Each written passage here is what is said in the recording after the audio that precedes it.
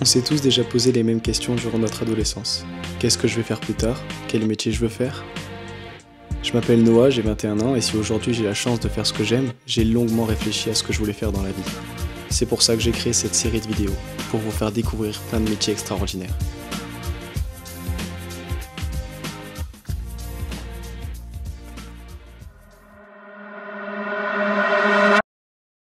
Allez, maîtrise-le. Allez, pousse, pousse, pousse, pousse. Allez, pousse sur les bras. Les bras, les bras, les bras, les bras. Les bras. Allez.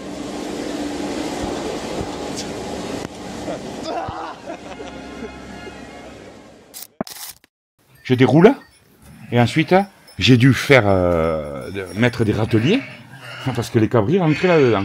Donc à chaque fois à la fourche, tu vois, ça me fait une manip de plus quoi. Enfin bon, tu vois le problème? Il est là le problème. Doucement, regarde derrière.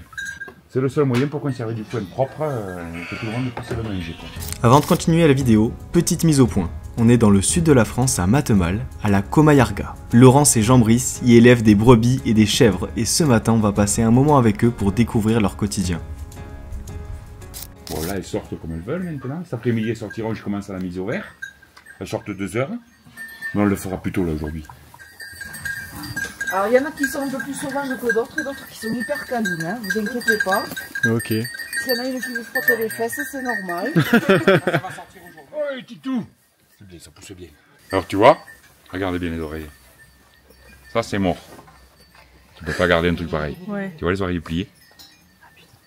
Et tous les 4 derniers, à part un ici, oreilles pliées. Oui, Et que des balles. Tu veux le prendre? Et que des garçons. Et que des garçons. Ouais, ça veut. Trop chou. J'adore. Elle est là maman. Je vais en adopter un. Eh ben. Elle est là maman. Allez on va téter. On va téter. Bah oui. Tu vois comme elle a le poil ras? Elle faisait partie de l'eau, alors on ne l'a pas éliminée, on l'a gardée. Mais sinon, dans le standard de la race, c'est pas bon ça, tu vois. Les oreilles sont normales, sans plus pour de la pyrénéenne. Mais au niveau du poil, des aplombs, c'est pas bon. Ouais. Là, il y a beaucoup de défauts. Mais elle est super laitière. Et elle sort d'un élevage laitier. 1 mois et demi. Alors celui-là, commence à peser. Il faut qu'il parte. Et oui, il faut que tu partes. Alors lui, je l'ai habitué, alors qu'il n'en a pas besoin. Je l'ai habitué à quand il commence à traire, il y a une chèvre qui ne fait pas beaucoup de lait, il est pour lui.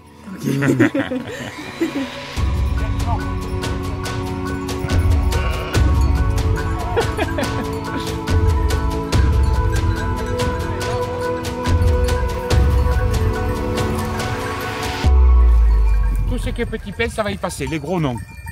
Ça c'est clair et net. D'ailleurs, n'importe quel animal, ça boufferait les écorces au bout d'un moment. Ça c'est leur part d'hiver. Donc elles sont là-dedans. Après, les gros arbres, ils n'en touchent pas un. Okay. Genévrier, c'est mort. Tout ce qui est petite végétation comme ça, arbustive, ça y passe. Et du coup, c'est très complémentaire entre brebis et chèvres.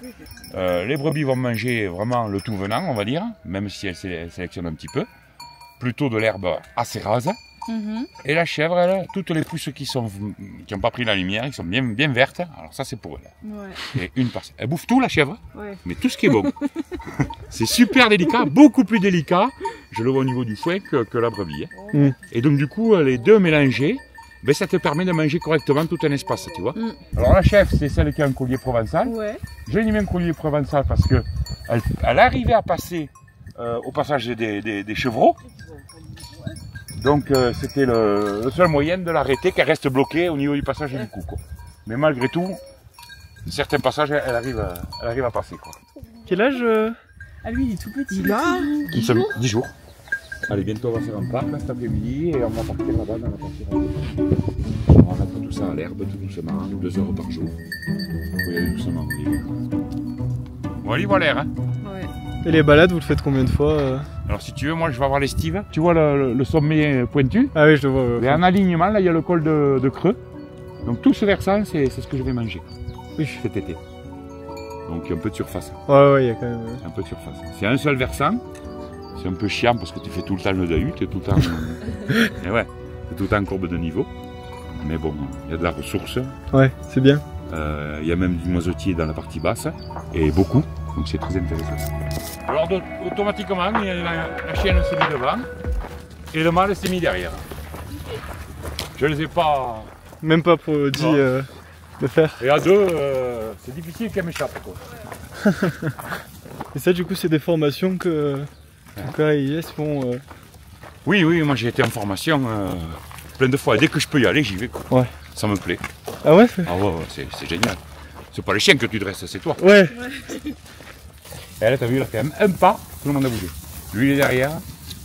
Voilà, c'est bien. Allez, vous sortez. C'est bien, les chiens. Donc, les chiens, si ça bouge trop, ils ont pris l'automatisme, lui d'être devant et elle derrière. Et comme ça, elle me bloque tout le monde. Ou alors, ils se mettent tous les deux devant. Et moi, je me positionne au milieu de l'étendue. Parce que les brebis mangent en barre. Elles s'étalent au maximum. Quand elles peuvent, elles s'étalent au maximum. Et donc, je me mets au milieu. Et donc, du coup, les chiens restent face à moi. Parce qu'en fait, le travail du border, c'est de rabattre du gibier, comme un setter, et de se mettre face à son patron pour lui ramener le gibier. Si j'envoie le chien, tu vois, il va se caler en face pour me les renvoyer. Écarte loin. Doucement.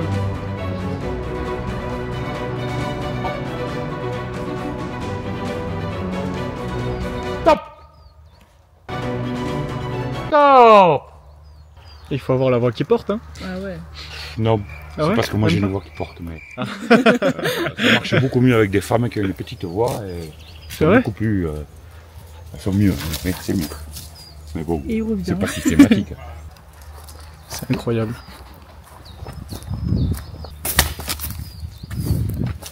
Tu me casser la gueule. Il y en a, ils ont des toutes petites queues, il y en a, ils ont des queues de. Alors les brebis en général, moi, toutes les femelles que tu vois avec les queues coupées, Ouais. donc c'est des femelles, et les mâles, je leur laisse la queue longue.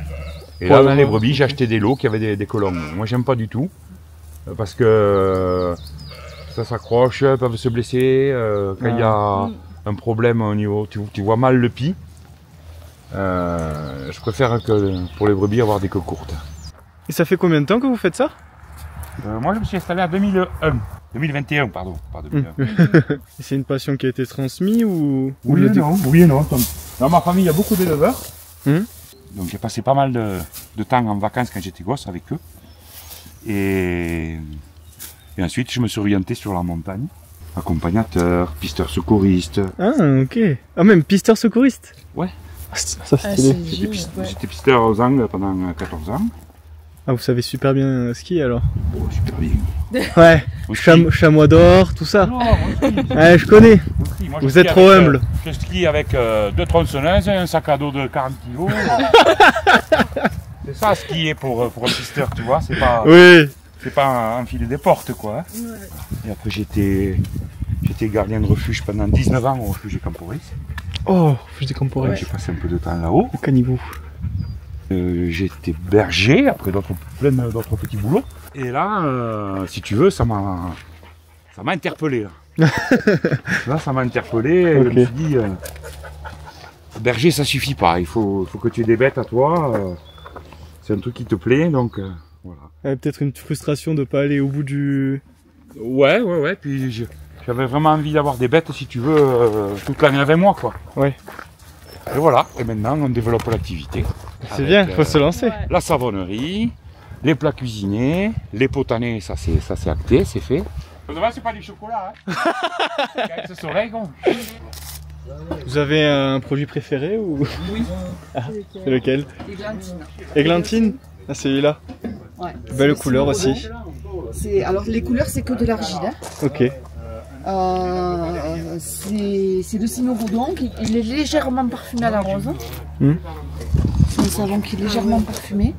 Ça c'est vraiment du douceur de lait, donc c'est que du lait. Je rajoute un petit peu d'huile d'amande douce pour encore plus de douceur. Okay. Le pain sylvestre, vous pouvez les sentir. Hein. Le pain sylvestre, il sent le pain sylvestre. C'est dans le nom.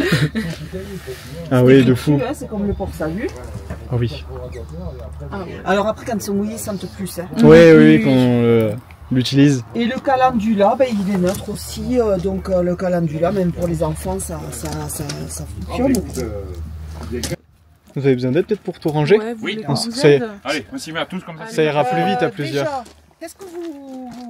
Et vous, qu'est-ce qui vous ferait plaisir? Et vous? Tu me conseilles quoi? Ouais, tu nous conseilles quoi? Moi j'aime bien le pain sylvestre. Tu l'as senti le pain sylvestre? Ouais, On je les l'ai a senti. tous sentis.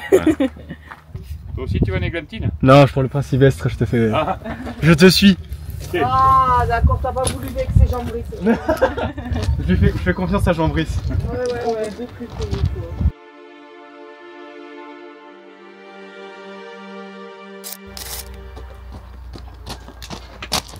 Tiens, deux doigts d'oublier la caméra tellement je passe du bon temps, j'oublie la caméra quoi.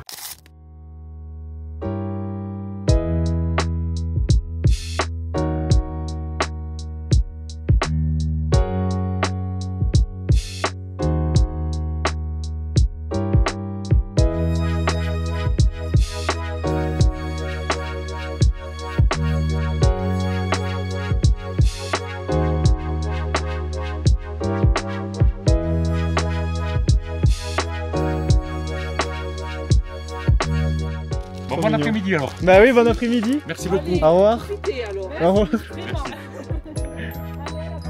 Ciao.